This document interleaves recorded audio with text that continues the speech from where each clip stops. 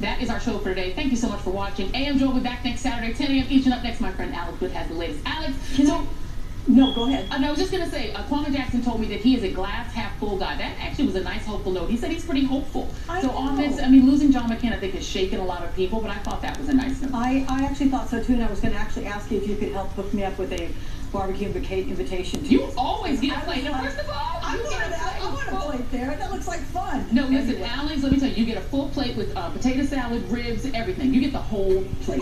Okay, good. Every time. All my friends have that. All right. My good friend, thank you so much. Hey, a good day to all of you. I'm Alex here in New York at MSNBC World Headquarters. It's just past high noon here in the East and 9 a.m. out west. And here's what's happening. This nation mourns the loss of John McCain, of course, the iconic Republican senator from Arizona.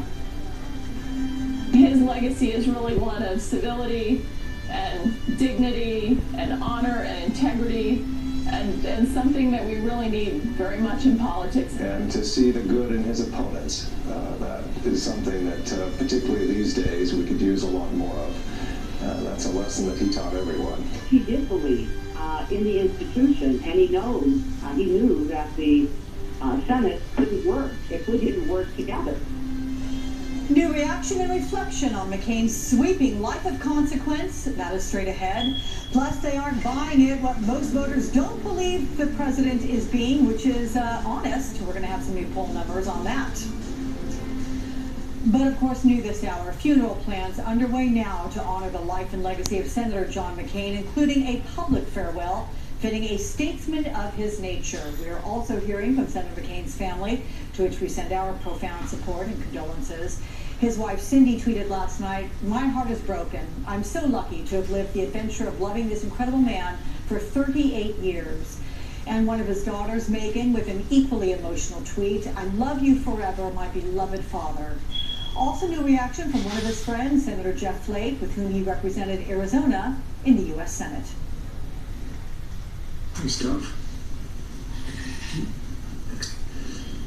But I'm gonna miss it. Yeah, I've admired him, like I said, my entire life, and it's tough to imagine a Senate without him. It's tough to imagine politics without John McCain. But we need to go on. Let's go now to NBC's Gadi Schwartz, who joins us from Sedona, Arizona, right near the former senator, the late senator's beautiful ranch there. So, Gadi, we listened to Senator Jeff Flake and the emotion in his voice. I imagine there are a lot of folks there in that state that are feeling the same way today.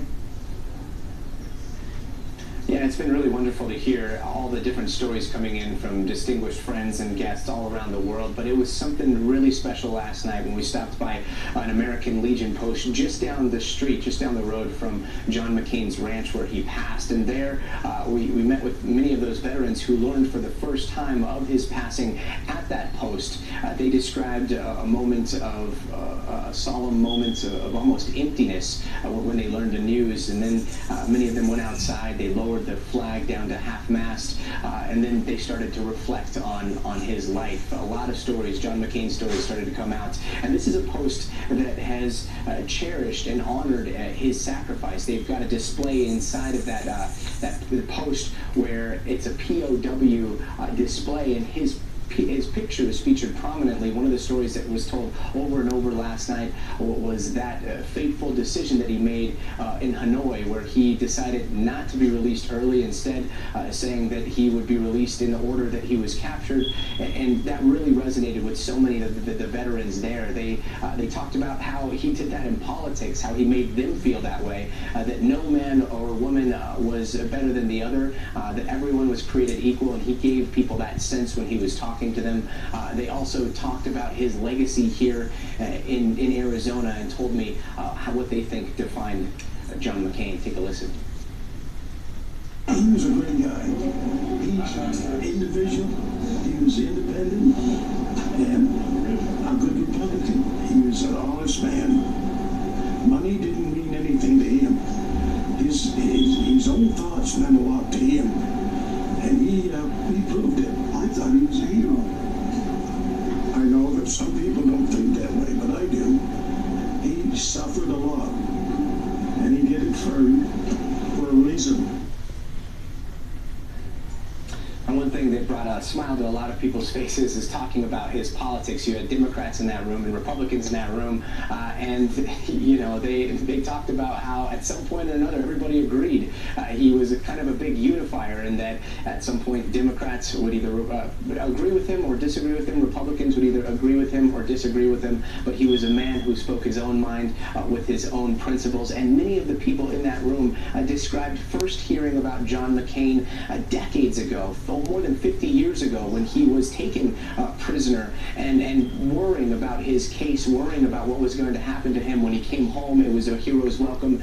They were overjoyed, and then so many years later he became their senator, and there was a real sense of pride. One veteran in that room describing him as the greatest of that generation.